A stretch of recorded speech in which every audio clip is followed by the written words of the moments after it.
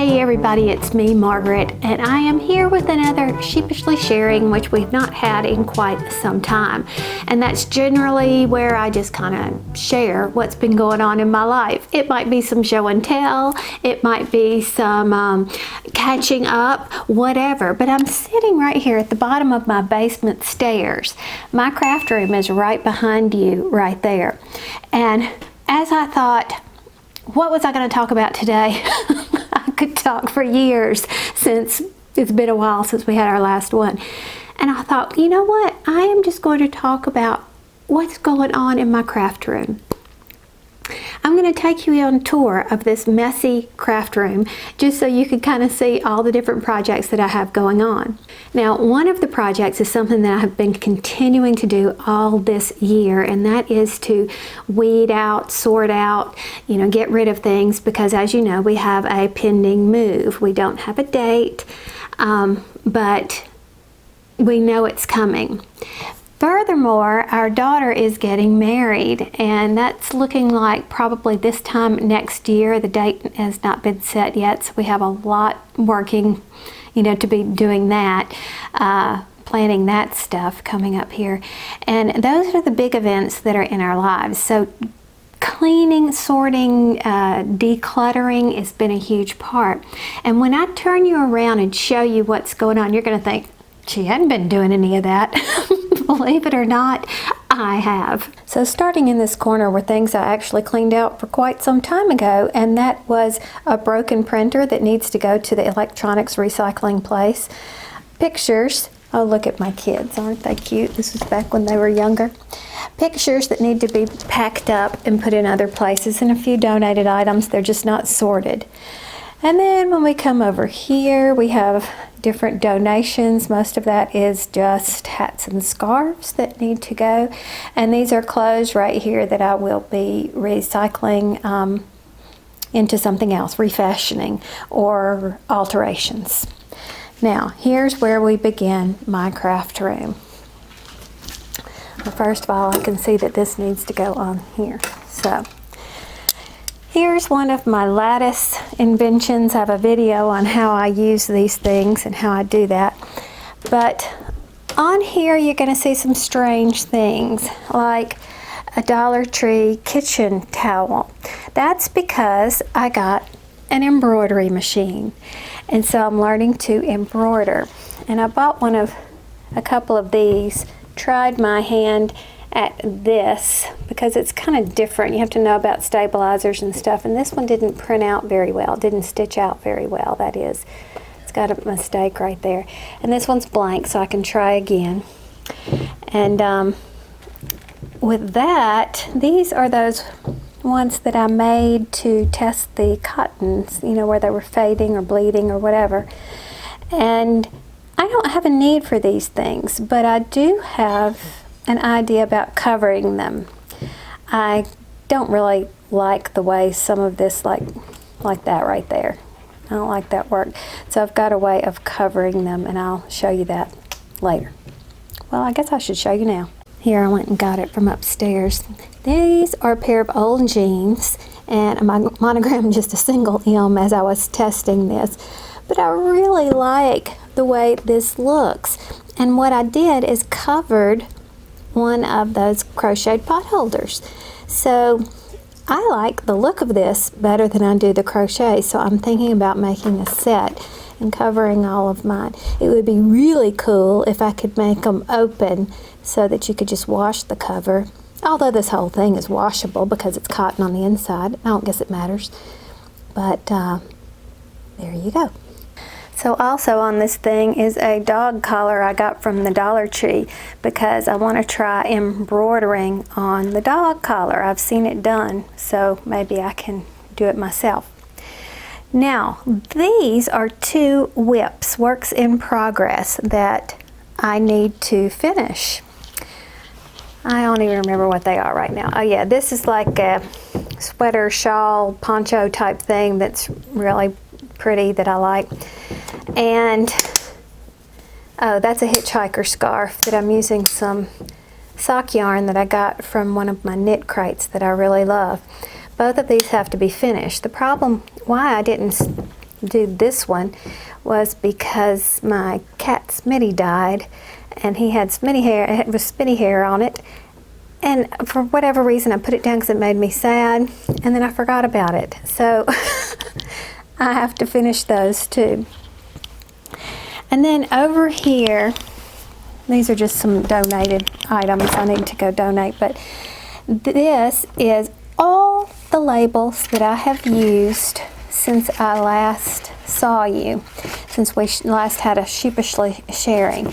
There's a lot, and not a lot worth actually showing, nothing creative or anything like that, some of my regular patterns. I also found in here some some gloves that I got from the Dollar Tree. If you'll remember, I made those kids scarves that I put these on the end that look like somebody's hugging you. I'll link that video before, but I have some more, and I could actually make some more Christmas scarves, which are cute. But all the rest of this stuff is yarn labels. So I have done a really good job working through my stash, especially the partially used skeins. And yeah, there's that. Oh, and this goes in the donate bag. Now, this is a wonderful top that I got from Athleta, which is kind of expensive. The problem is I was down here after I had taken a walk where I wore this, and I was very uncomfortable, so I traded it out and put on an old t-shirt that I had that was down here, and I just haven't taken that up.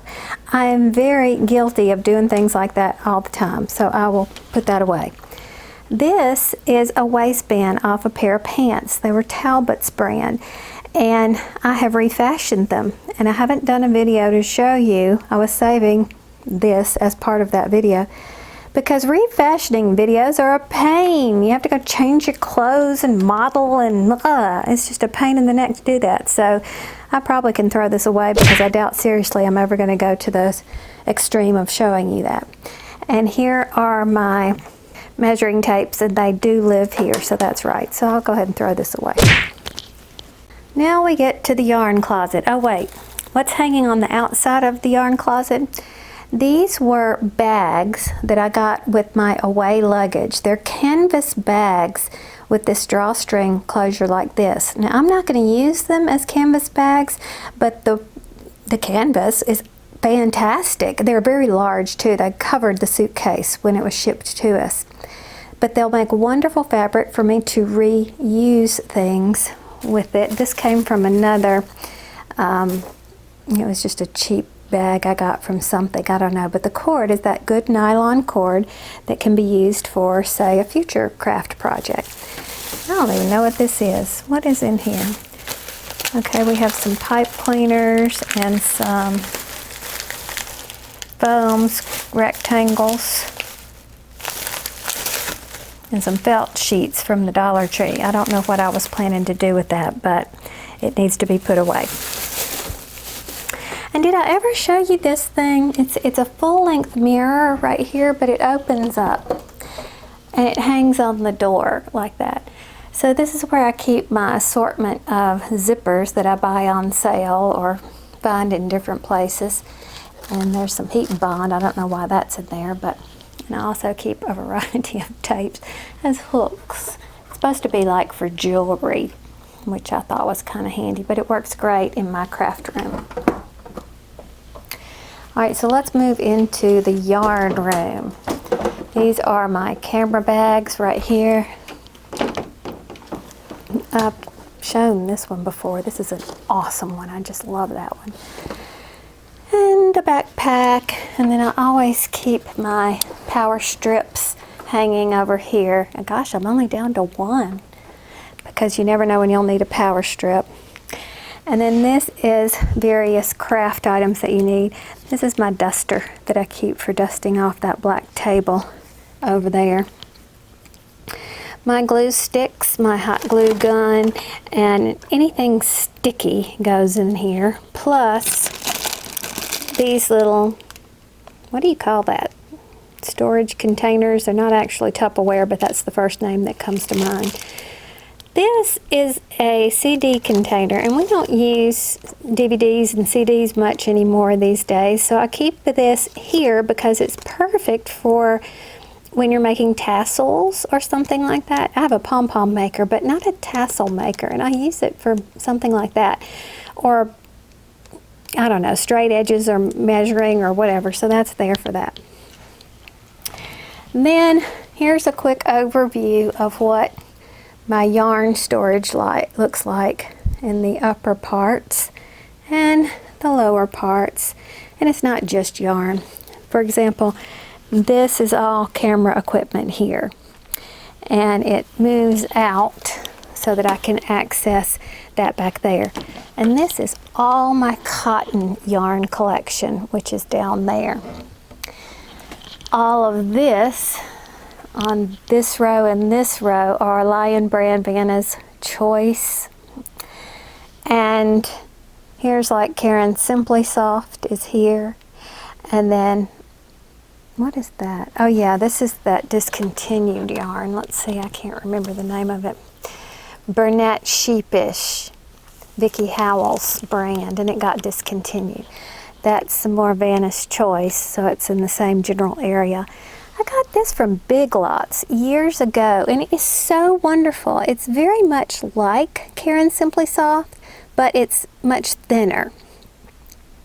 Kind of a sport weight, a baby yarn. And I sometimes have used them 2 strands together, or of course, just as they are. And then, oh, this is out of place. These are my DK weights up here. Oh, I think I know why this was out of place. It won't stay. Okay. So anyway, it needs to go up there. That's all the DK weights. These are very expensive yarns up here. And, well, you know, there's no sense in me going through all this commotion. But you can see how I've kind of organized it by type and by color. And I've gotten down, this is just temporarily sitting here, I've gotten down where I have one open one here, and I'm working through these. As a matter of fact, I put Thomas on the Addy machines the other day to work off some of these variegated colors. So that's kind of good.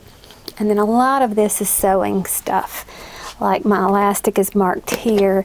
We have felt here. We have buttons and, you know, things like this on this one. Wood stuff here. We've got bias tapes and binding. Any kind of metal thing, you know, along the lines of these. Hardware type stuff. And then I bought this a long time ago to do a project when we were going on the cruise for fish extender gifts, which are kind of like a Secret Santa type stuff.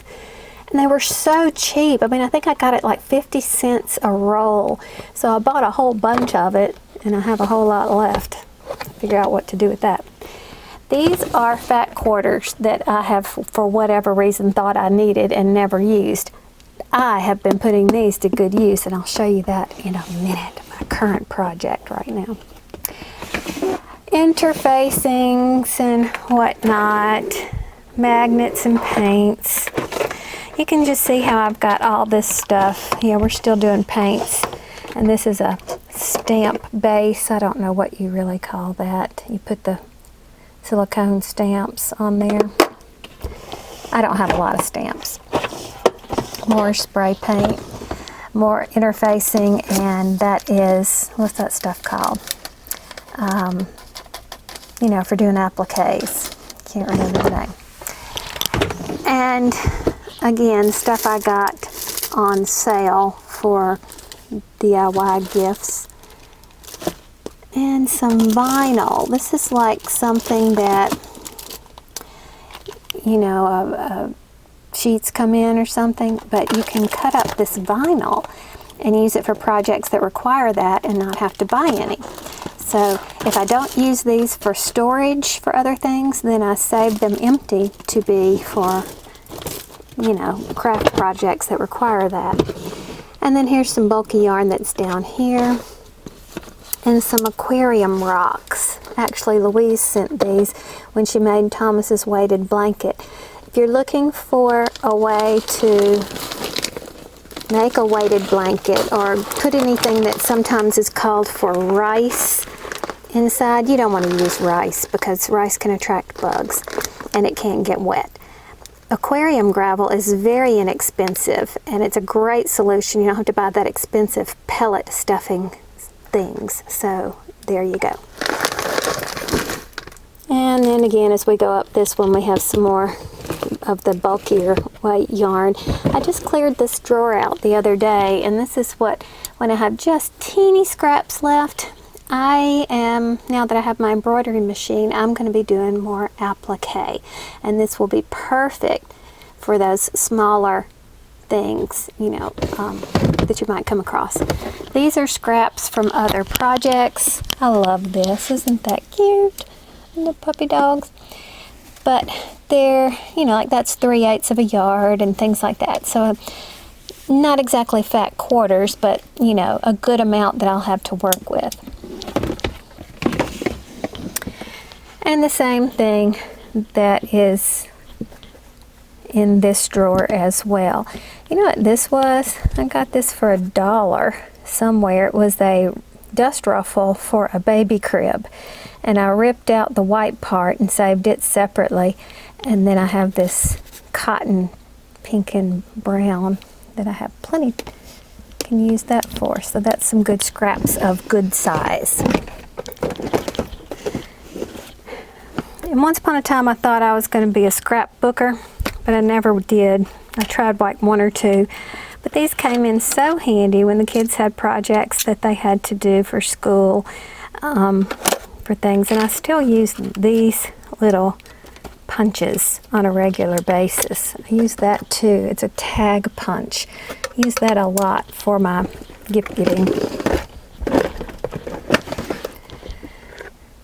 And plate hangers. I don't know what all that is, but I don't want to go through that right now. Now this is interesting. Erin made this cute little project bag for me, and what's inside it is yarn and a printed pattern that I bought the yarn for. I got clever one time and thought that that's the way I was going to do things, that I wasn't going to just buy yarn on sale anymore. I was going to buy it for specific projects. But you see how well that worked. It's still sitting undone. There's 2 of them in there. This is an assortment of different craft projects that I had in mind that I just haven't gotten to yet. In here are all my unused bags, project bags, and this, Erin made this too. Let me show you that. This is so cute. Isn't that adorable? And she doesn't even have a embroidery machine. She did that on her own machine. Didn't she do a good job? But that holds a sewing project that I need to get to. These I've decided to part with. They're going to go to my neighbors across the street. They're homeschool kids, and one of their projects that they do are scarves and whatnot for homeless people, and so they could probably put these to good use. And so I'll have all of this when I get rid of it to start putting my scrap fabric, like these sheets. These were our sheets, and they are so old they literally have holes in them, but this would make great lining for different things and whatever. And here are old pants. Oh, this reminds me, I have this right here is another project that I did. I'm going to link it below too, by the way. This is a partial one. This is a piece of jean fabric cut out of some old jeans, an old t-shirt that's on the back that I used to line it. You take 2 of these and you sew them together and you end up with a bowl cozy. What is a bowl cozy, you ask? Well, let me show you. This was my first one. This was a prototype. Can you believe Tucker wore these jeans until they were that faded? But this was my prototype. And I made a little set. You put your bowl in here, like say to reheat some chili. Or even if you have some chili you put in your bowl and you know how your bowl gets hot. Well, sometimes you might have it eaten in front of the TV night and well, why don't I demonstrate? There. You might eat in front of the TV and you'll hold a hot bowl in your hand like this. Or better yet, you might want a microwave in the bowl, and you go to take it out and the bowl may be hot on your hands. Not because the bowl is not microwave safe, but because the heat, the food gets hot and radiates through the bowl and burns your hands. So you have these bowl cozies. So this is a great way to use up scrap fabric or take old clothes, as I did here, and recycle them into something else. Now, the original pattern called for quilting cotton and quilt batting, and I didn't have any quilt batting at the time, so I thought, what do I have? And this is perfect. 2 layers of denim with 2 layers of old t-shirt, and it works like a charm. So I'll link that pattern below.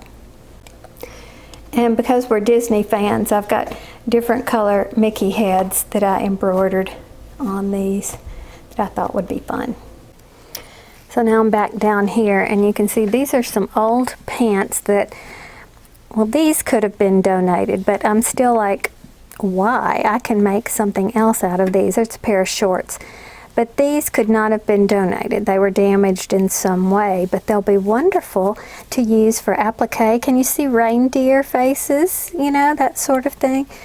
And of course, all these jeans that I am reusing. Now down here is where I keep my crafting books.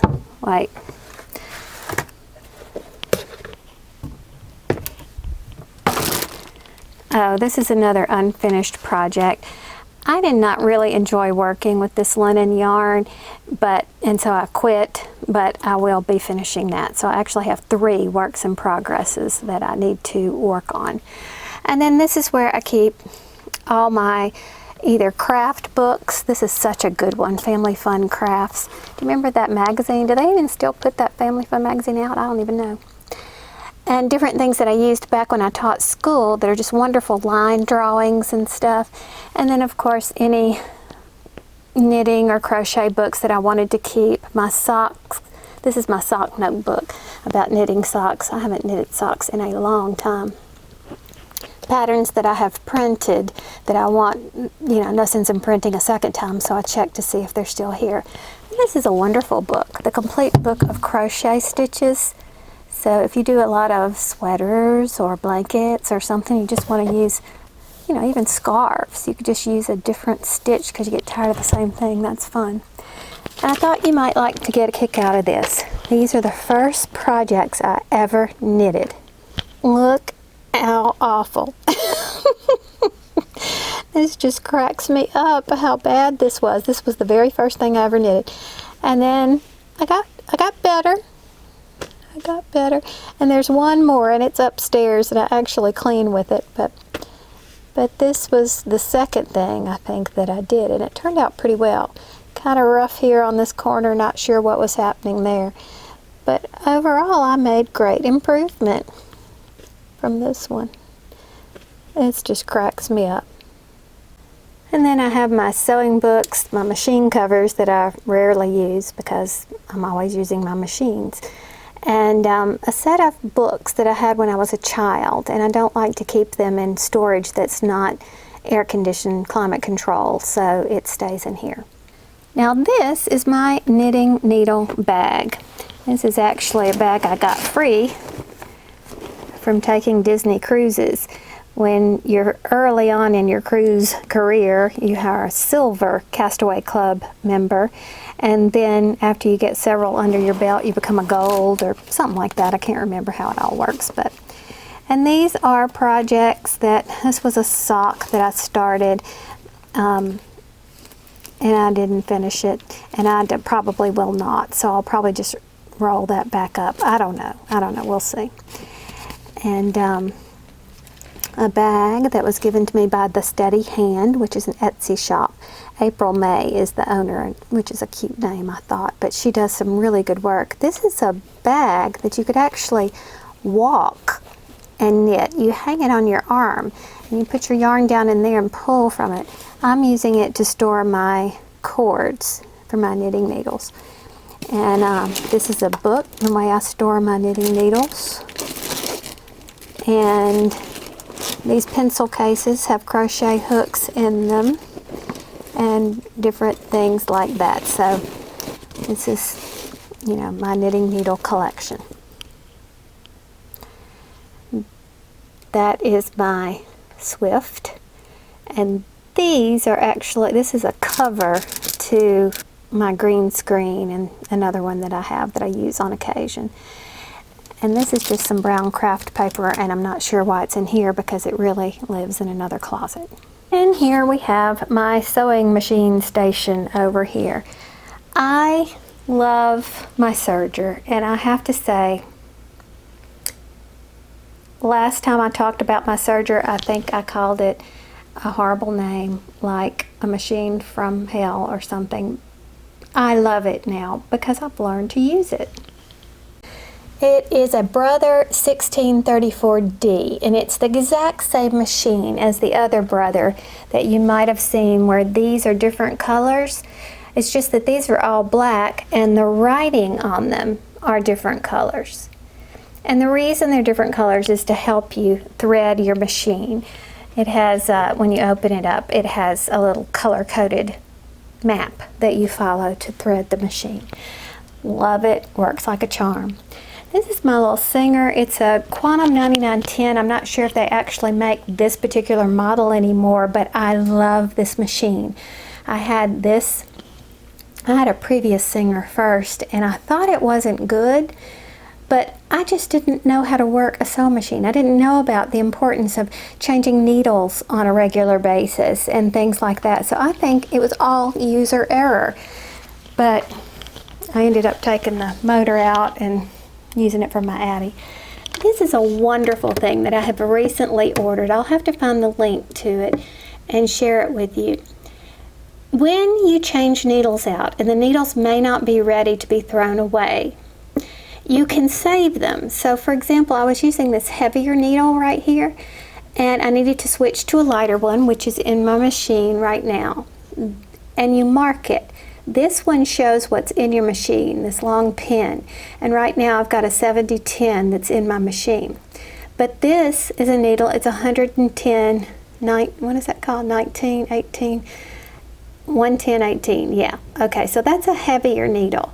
And so that's what that is. So if I need another one, I need a heavy needle, next time I'll check my board to see if I have one that I can use before pulling out a new one. And this is just a sewing needle. Now up here is my little magnet thing. I think I've shown it to you before. I keep my embroidery needle right there. There's plenty of times I use it to sew my ends back in when I've used a serger end. You know, you sew the tails and you kind of just hide them in there. And I also keep these tiny little magnets here because I can put them on my machine and use it as thread guides if I need to. It gives you a 3D thread guide. Now I think I showed you how I keep all my sewing threads in these little Dollar Tree baskets hanging on my lattice, but I broke down and bought one of these thread holders, the wooden thread holders. I used to have a small one, but when I got the embroidery machine, I needed a way to keep my embroidery colors. I bought a big kit of all the colors, and so I ended up having to buy a large one, and I mounted, just hung it on there. It's just literally on a couple of hooks. And then added my serger thread to it. That's all the serger colors I've got right now. And this is my embroidery machine. And it's so fun. Oh look, see these scissors? They belong over here. Okay, this is a Brother PE800. And I cannot say enough about Brother machines. My Singer I love and I wouldn't trade for anything, but the quality of this Brother serger and this embroidery machine is just wonderful. So I wouldn't hesitate to buy a Brother product. But this has been really fun to learn. Yes, you choose a design and it just prints it out for you. It just sews it for you. But there's a lot that goes into that. You really need to understand fabric that you're going to work on, what its properties are, so that you could choose the right stabilizer to go underneath it. That's, you know, basically at the very basic description, that's how to embroider. This particular machine comes with a bunch of designs on it, but you could buy separate designs, put it on a little stick like that, and plug it into your machine, and so your options are endless. So now as you look over here, this is my tutorial table right here. This is where I set up lights to do tutorials. This is a handy dandy thing. I got it from Amazon, and I actually put my phone in it because I like to do tutorials more with my phone than I do the camera that I'm using right here.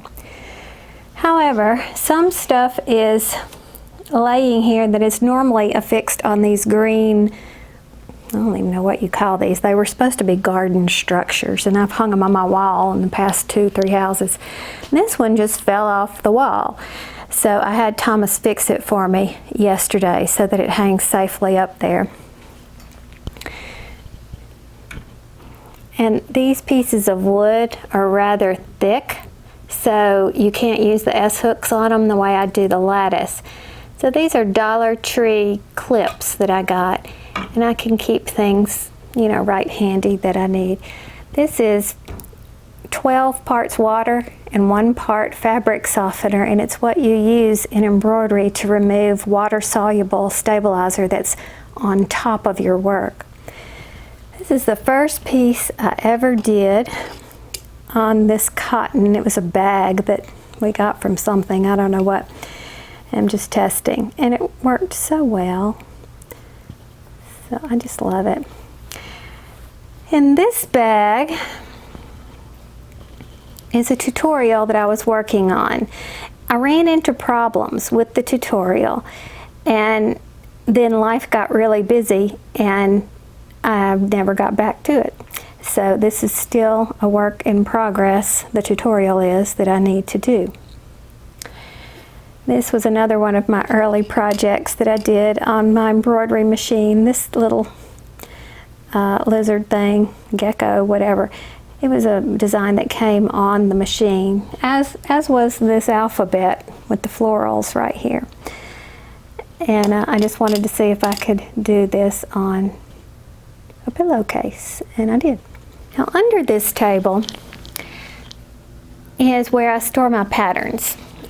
I just spray painted the front of this box black, and then my patterns go nicely in there. This is something I want to work on next, so I had it pulled out and just laid it there. This is a bag that I got this. Is this the pattern I got? No, it isn't. No, that was something I was considering. But anyway, I have patterns that are in there. This is where I put my scraps. And these are fantastic for those instances where you have a lot of, say, grease in a pan. You know, you might be cooking something, and I have a septic tank for the first time ever, and we are petrified to put things down there. So what I'll do is use these scraps that I would ordinarily have thrown away, and I'll just put them in the pan, soak up all the grease, and then throw it away, and it's got a purpose. And I haven't used any paper towels or anything like that. So, saving the environment, one little step at a time. And then down here is spray starch and various things like that. Here was some of my latest Goodwill finds that I'm going to be refashioning down there. And that was a pillow. I think I've shown it to you before, that someone made for Tyler back when he started college in 2010. He didn't want this anymore, and it's filled with fiber fill. So I'm recycling that as well. Now this brings you to this messy part of the room. Let's start with the ironing board. I'll put this back over there. Why does Margaret have a piece of wood on her ironing board? Well, do you know what a tailor's clapper is? It's actually a very expensive piece of wood. So I looked up why it works, how it works, and basically a piece of wood can do the same thing. This was left over from a project, and I just cleaned it up really well. You iron And when you need something to stay really sharp, you know, like you're pressing it out and you want that collar point, for example, to be really sharp, you would use a tailor's clapper, boom, to put on top of it. The coolness and the porousness of the wood, and of course the flatness, sets what you've just pressed. It sets the fibers in the fabric. And I have found that you may claim that this does not work as well, but I have found that it is a definite improvement over not using one. So I'm quite happy with my scrap wood. I need to wash my ironing board cover and I keep putting it off. This is a sleeve roll. I used it recently in a video and somebody asked me what it was, and I was so used to using it and seeing it around that I didn't even register that they were questioning what it is. This comes in handy when you need to press a sleeve or anything that is small and curved, and that happens to be what I've got going on over here. With my scraps, I am making doll clothes, American Girl doll clothes. And you'll remember I made myself that funny Jungle Book dress, and this was a scrap from it. I haven't put my closures on the back, but what I am learning through making doll clothes are some different skills, and I'm polishing my skills without having to make great big projects, and I'm using up my scraps, so I'm having a great time doing this. This is a reversible dress. You have this precious little,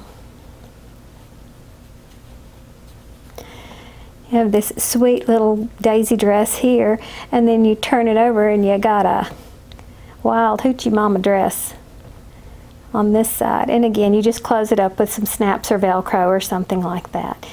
And doing the reversible, I've learned how to line and, you know, different things like that. So working on my corners and basic sewing skills that I need to know.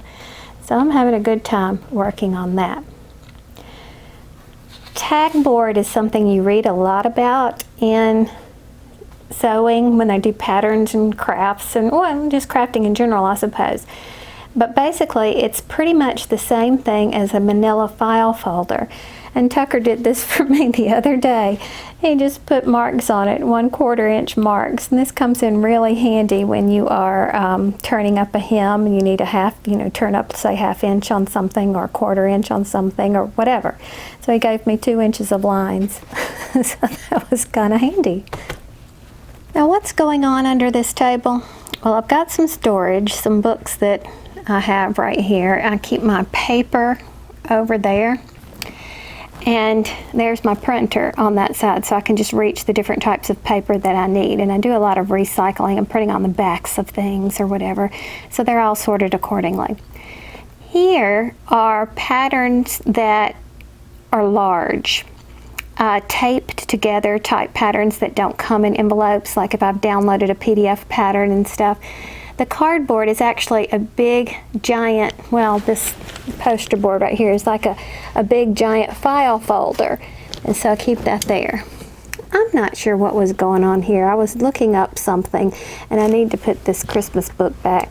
I forget what I was doing, but it needs to go back in my kids' books. I've saved certain kids' books over the years that I can't part with, and that's what that is. My sister does this pour painting.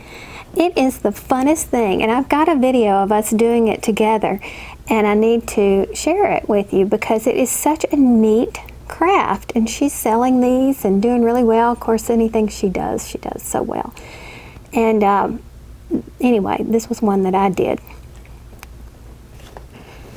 And in this basket are things that needed attention. There were completed projects that I had in here. There are uncompleted projects. It was all kinds of commotion in here. For example, I was trying to make little birdies. If you'll remember, a long time ago, I bought this birdie knitted hat and loved it. Then I recreated one in crochet. And I was trying to make some wings right here on this one, and made all of these and still haven't done their faces. I pulled out some projects the other day and there were ducks, and I finished the ducks. They didn't have any eyes on them, so I finished those, and these are ones that I need to finish as well that are in these. Oops, I forgot to wash that. I washed the scarf the other day and forgot to wash this. And then here's just more piles, and I cannot seem to figure out how to keep from having piles. This is the story of my life, is that I just put things in stacks, and I don't know why I do that. This is a shirt that Tucker got from his company, and he will never wear this loud shirt. But this type of knit, this athletic, high-tech, I think they call it a tech knit, is very tricky to embroider on, and clearly his company did fine, you know, professionally. But I was trying some of the different techniques, different types of things. That was one of the early things I did. I didn't like the pucker, and I don't like the way that you can see the stabilizer behind it. And I tried a few other things up here, and you can see how they, each one time I tried it, I got better. Like that one puckers considerably. That one puckers considerably, and this one got a little bit better, and then this one up here was the best. So that's the stabilizer combination that I went with when I did the final shirt. And then the same thing is true with this t-shirt right here, as I did some test designs on it.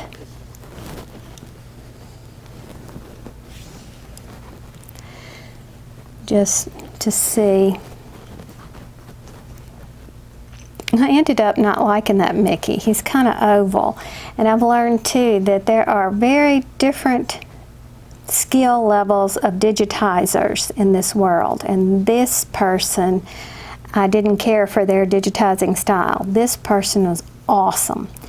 Oh, you can kind of see, can you see the shiny stuff right there? That's the water-soluble stabilizer that you put on top of certain things, and it really does, it just dissolves. It's pretty handy dandy.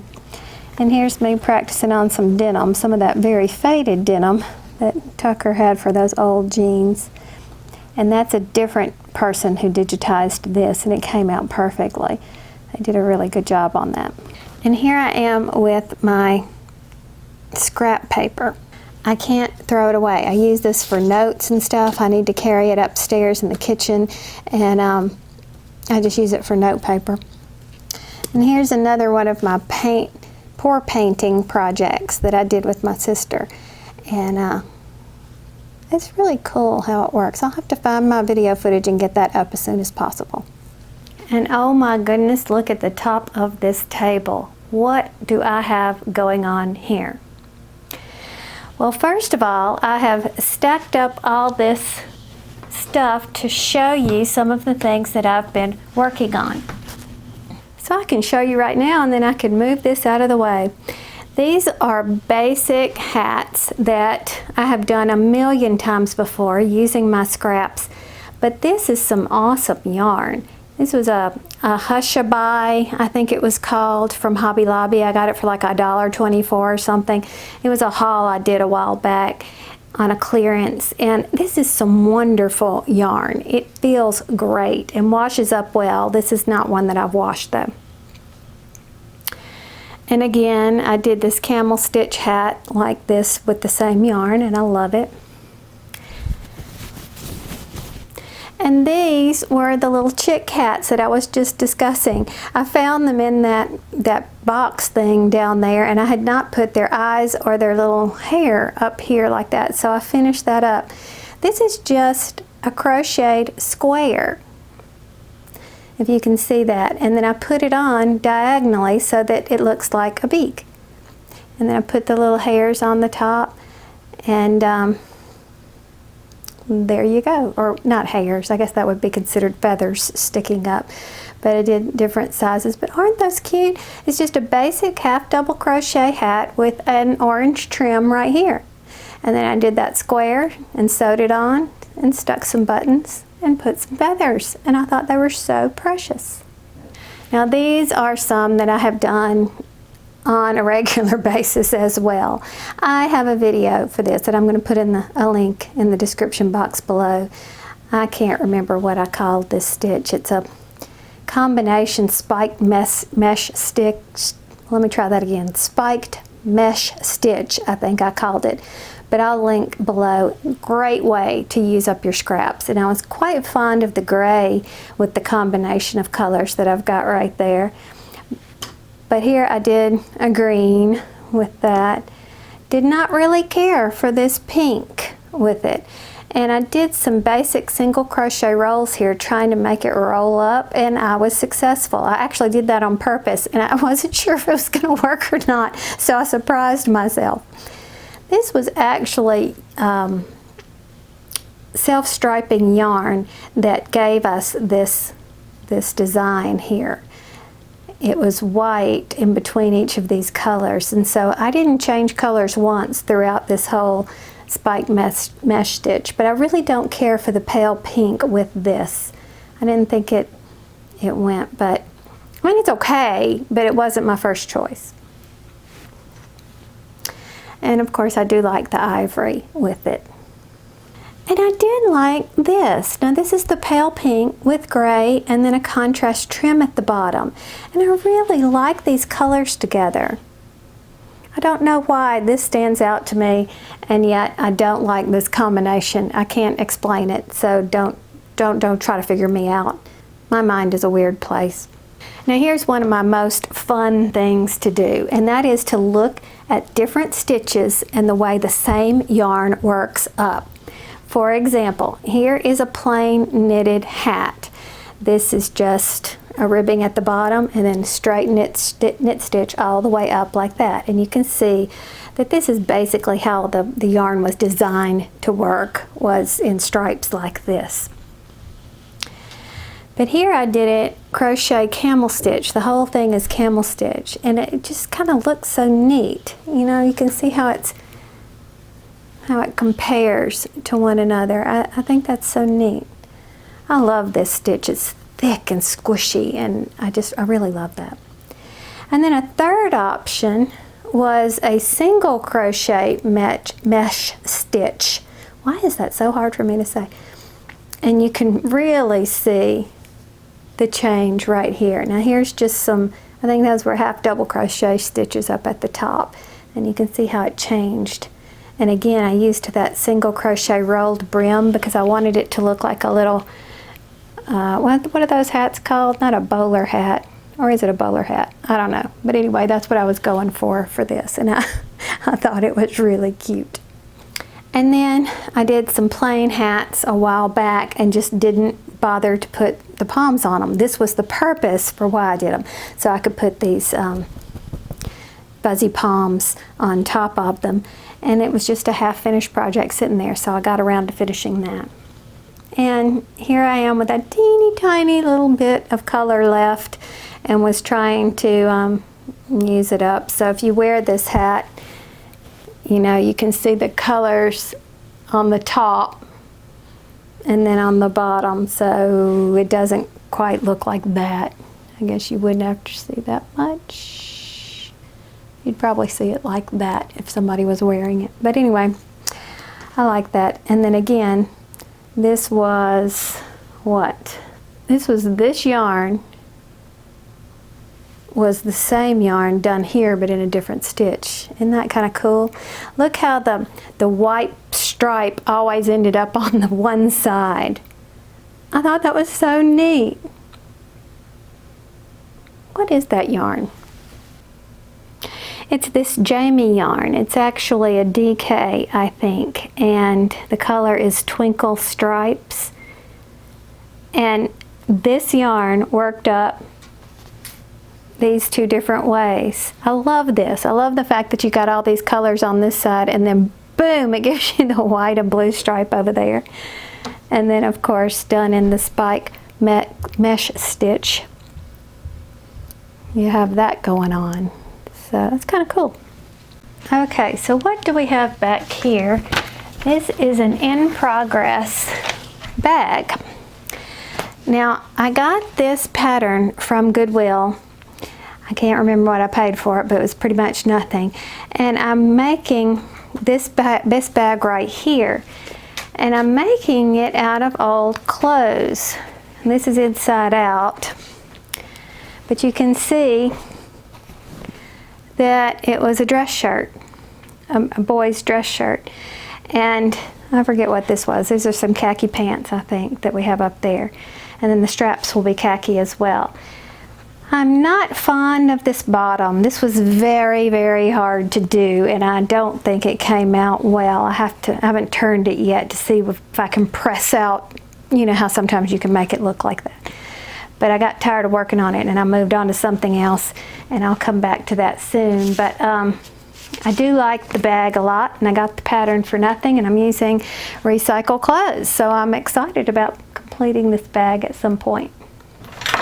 And then these are books that I decided to give away, and I don't want to take these to Goodwill. I would love to give them to one of you guys, or some of them to one of you guys, but you know, by the time, I mean, I paid for these books, what are they, $23.95. That's a $24 book that I bought.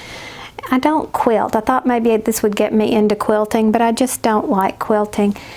And it has some other projects in it, you know, like these little stockings and whatever. It's a very, very nice book. But I paid $24 for it. I'm not going to pay shipping too, so I can't figure out how to say, you pay me for shipping and I'll give you the book. I don't know how to do that, so here it sits. Then I have this Unexpected Afghans book, which basically is just, they call it unexpected. I don't know what's so unexpected about them. They're just some really neat looking Afghans that are in here. But you know, I've learned that I don't like to make Afghans, so why did I buy that? I don't know. And then this was Custom Crocheted Sweaters. Now I bought this book because it says make garments that really fit. One of the reasons why I don't like to make garments is because I know for a fact that I am somehow going to mess it up and it's not going to fit me. And then I've put all this work into this particular thing and I really wanted it. Plus, it's not like a hat. A hat uses a portion of yarn, right? This would take several skeins of yarn, and so I thought that I would read this book and I would somehow magically understand how to fit every time, and it's just too risky to suit me, so I am not going to use this. So if anybody has any clever ideas for me to figure out how much it's going to cost to ship this to people, let me know, because other than that, I'm going to have to find someone around here to give it to. Now, this may look messy over here, but it makes sense to me. I keep cutting things right here, so they're handy while I'm working here. Marking things are right here. Actually, this is a piece of water-soluble stabilizer that I just don't want to throw away because I can use that for something small, say this. This is an American Girl doll apron. Can you see that? And it's actually reversible. It says Jesus loves me on this side, and then of course you have a little Christmas cookie on this side made out of the rest of those jeans. And I thought that was so precious. Oh, I didn't finish telling you this. And then I've got, after marking stuff, then I've got sticking stuff. So that would be my pins, my Wonder Clips over here, my tape, which I use this a lot to put in my embroidery, some spray adhesive I used in embroidery too, and this a glue stick. I use this for a lot of things, just a regular old glue stick, holding things in place and whatever. It just washes out, it's water soluble, and it's great, a great sewing tool. Now in this notebook, well, that's another thing that's important to know, is that I save old notebooks.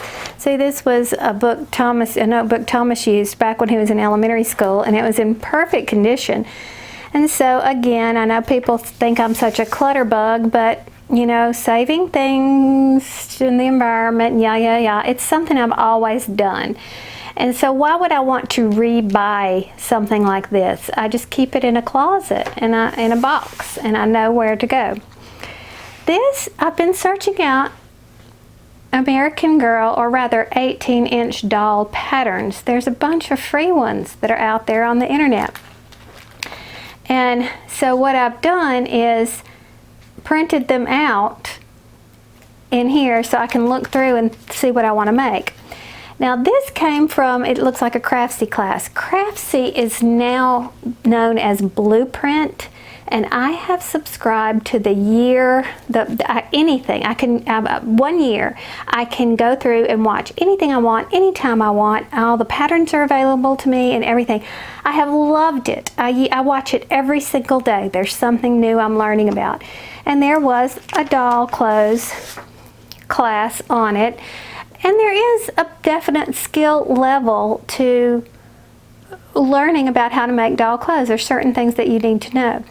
Now, these outfits that came with the class don't really float my boat, and I have found that to be true of most of the Blueprint classes in sewing and whatnot. That they're just not that cute, at least to me. I don't think they're that cute. But there were so many wonderful tips, and I can modify these. You know, a basic skirt, I can modify the shirt and all to be in a way that I like it. So all the patterns for that are here. I haven't cut them out. But I found this. This is from something called Phoebe and Egg, a website. And she goes through a little dressmaking class, and I love her taste. Now, the site itself, I found difficult to follow her instructions, and partly because there's a lot of grammatical errors on her blog. There is a lot of typos, and just the way she phrases things are a little difficult for me to understand. And she doesn't write in typical sewing fashion. The terms, the way that she presents it is just not typical. So I kind of have to go over it a couple of times before I figure out what she's trying to say. And I'm working through all of these outfits, which I think are adorable. If you sign up for her newsletter, and again, her explanation of this was unclear to me. It kept saying, the free pattern is at the end of this blog post. Well, there was no free pattern. What it is a form to fill out. And when you put your name and email address, you are subscribing to her newsletter, and she sends you links to the patterns. And she seems to be very busy with something else right now, so she's not sending you a whole lot of stuff. So it's a really great, I don't know, it's great. It's all free, so there you go. But you get all these doll patterns. It's wonderful, doll clothes patterns. Now, one of the best parts is she also gives you or not gives you, but you can buy a pattern to make a doll. And that would be Phoebe, which is the name Phoebe and Egg. And so it's so cute. Egg was something else. I think that was a smaller doll or whatever. But there are different size doll clothes. All these outfits you can get in different sizes, and I chose the American Doll size, which was for 18-inch dolls. But you can see over here it's me making my own notes because her instructions were so poorly written, in my opinion. But then you read down in the comments and it says, oh, you finally explained it, I finally understand, you know, things like that. So she made great sense to other people, and that's very true about learning styles. Apparently she just doesn't match my learning style, but I love her taste.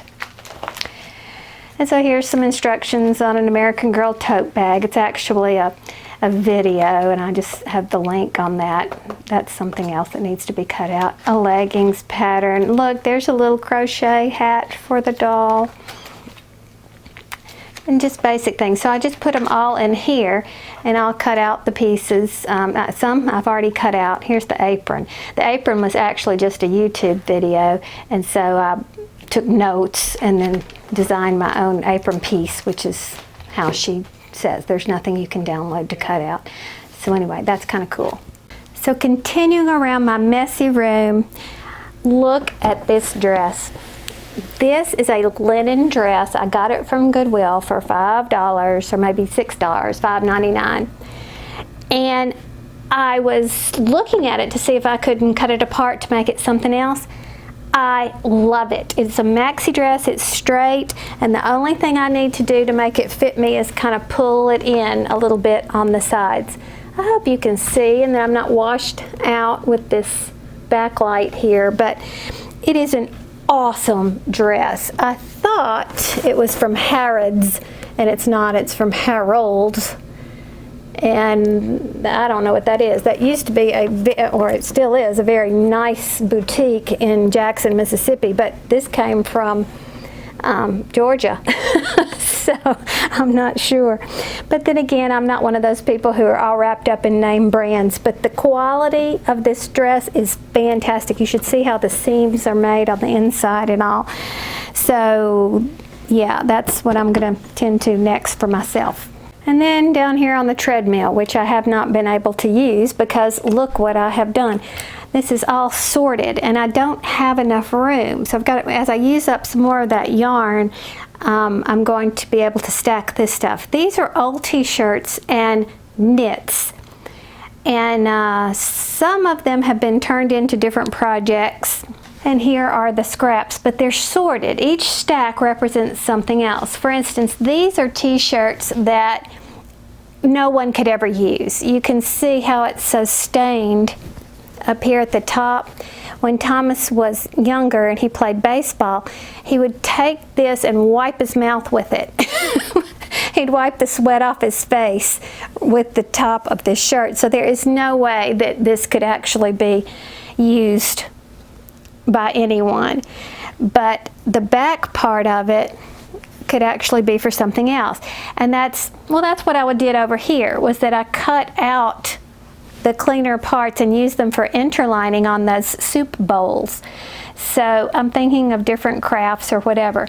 The scraps that can't be used cannot be cleaning rags or that grease trap thing that I was showing you earlier, that I like to clean out the grease beforehand, before I wash it. So that's what this stack is. These have printing in both the front and the back. So they would be good for either applique, where you can use part of the shirt, or maybe some doll clothes we can use for that. This was a shirt nobody could use. It had rips under the arms like this. This was one of Thomas's shirts that he had at school for what's called GSA, which is kind of like PE. And of course they won't allow this kind of stuff, so it came home and I was going to use it for cleaning or whatever and didn't. As a matter of fact, I used it for these measurements. I was thinking about doing a color block shirt with some of these scraps. Actually I tried it and it worked, but I embroidered on it and messed it up, so it's somewhere else so that I could take the embroidering out, just so I could see. But that's my measurements for that. And then I ended up cutting a chunk out to use for something. I don't even know what it was. So this will be good to practice embroidery on and things like that. And then of course each of these, those are colors that actually have complete backs that can be used for knit fabrics. And these have complete backs that could be used for knit fabrics. This is some knit fabric, some kitties fabric that I bought to sew with. And we'll get to that in a minute when I'm cleaning out this other thing. Perfectly good, but I threw it over here. It's the only one I had. And all of this is knit fabric that's in great shape. It's black or whatever and can be used. This was a dress that I made. And it's actually the Tilly and the Buttons Cocoa dress. And I got so excited that I was going to use the hacks she talked about, where you cut the pattern right here and do two colors. But what I ended up with this cute little dress was, I look like I'm from Star Trek. So I could either embroider a Star Trek emblem on the shirt and use it for a Halloween costume, or I can reuse the fabric. But after I put the whole thing together and got so excited, I put it on and I went, dadgum, I look like I'm from Star Trek. And then these are some dresses that I got from Goodwill that has some really nice quality jersey fabric, or ITY or whatever they call it these days. I don't even know. That I really like, that I could make into something else. Oh, actually, these are two dresses that belong to me that I'm going to remake into something else. And these were Goodwill finds that I'm just going to be creative with. So While I'm in the process of cleaning out and donating and rearranging everything, I will have to find some of those cubbies, clear them out, and put this stuff in it so I can use my treadmill again. And that leads me over here to this little corner. I had all that kind of stuff, those knits, those things I wanted to remake, old sheets, all kinds of stuff like that. I had it all in a big laundry basket that was just getting so overflowing full of this stuff. And I couldn't find anything I needed, so I had to clean it all out. I took the sheets, I need to show you that. In those wicker baskets up there, they've always been there and they've always been full of sheets. And we have since Thomas came home from school, I have even more sheets that we have to use. And I used a ton of them to make these flags for a school project at the end of the year. And so, boom, I got some more. It's overflowing. But anyway, that's up there, so I have more room down in this other container. Okay, so back to this little storage container. Since I didn't have a cubby situation, I had to work with this thing. I had to get creative to think about how I could find things. All right, let's see what we have first of all. On the top here, this was a soup bag. It says Madison Central Bands. This belonged to Tyler. Tyler graduated, I think I said 2010 earlier. He graduated in 2008. And we've had this for a while thinking we were going to use it, and of course we're not. So I ripped this really long zipper out of it and saved that, because really long zippers, they're not expensive per se, but that was a good savings in case I were to need one for a project. And of course zippers, nylon zippers, can be cut, so you can use them for any length, so that's kind of cool.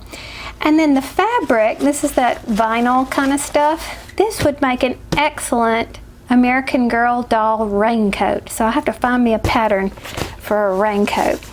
Or of course, an outdoor cushion or any kind of waterproofing type thing.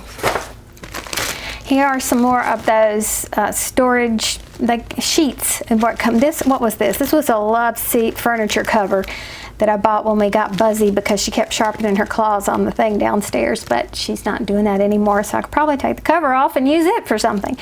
But anyway, to make a long story short, it's vinyl. I'm not using this as storage at the moment, so therefore I'm saving it in case I want to make a craft project with it. And then what I did was I divided this stuff into smaller containers so that I could lift them out like this. There's two down here in the bottom. These are knits, flannels, and sweater things on this side right here. And these are cottons and sheets and partial sheets and stuff like that. The things I showed you before were whole sheets that I haven't even cut into yet. And here are some sweaters and blanket type material.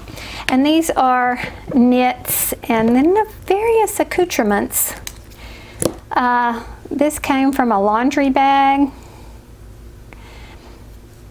that we could do for some craft project, and this was hardware from my purse, and I don't ever use the strap on the purse that it came on, so I saved that. And I thought you might like to see this. This is Tilly and the Buttons, the same pattern that I was just saying before.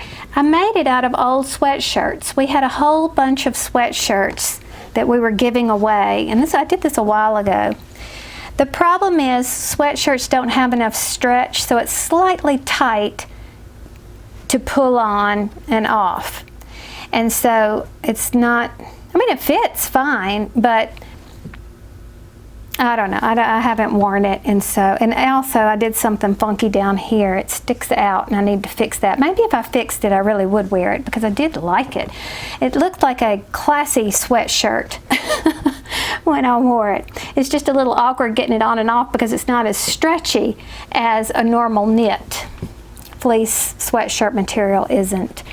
So that was kind of cool. And then below it I have all these pieces and parts, like the hood and different things. I used 3 sweatshirts to get all the pieces I need for this. So these were the scraps left over from that. And there's also another full gray sweatshirt in there that I can use for something in the future. So that's that. Hey, it's me the next day. I just got back from my post office box. I don't normally visit my post office box, but about once a month to check my knit crate box. And I did get a knit crate, but I also got a special prize in the mail. That's what this is. From, her username is Purple Blanket Lord. And it was the sweetest note, just saying that she remembers that I like to use gray. And I do. That's one of my favorite ways to combine different colors when I'm using up my scraps to come up with things like that. And she found this. It's called Dream Weaver. I noticed when I was editing earlier that I couldn't get this in focus sometimes. I've got to figure out how to lock my camera so the autofocus doesn't necessarily work right. But she said my local Marks, I think it is, and I'm not familiar with that kind of store, but she said it stocks yarn. She recently found that. Anyway, this is 100% acrylic, and it's a brand she's never seen anywhere else. I've never seen it either. She says it's not the fanciest, but it's really cheap and softens up really nice in the washing machine. And you know what? That is my measurement of an acrylic that I like. It may not feel so great when you're working with it, but if it washes up in the washing machine to where it's soft and something that I consider acceptable, then I give it my thumbs up. But anyhow, I'm really looking forward to using this. And she also made the observation that depending upon what light this is in, it takes on a different color. So sometimes it looks a little purpley or bluish or whatever, and I did notice it when I was inside where my light was low over by the kitchen.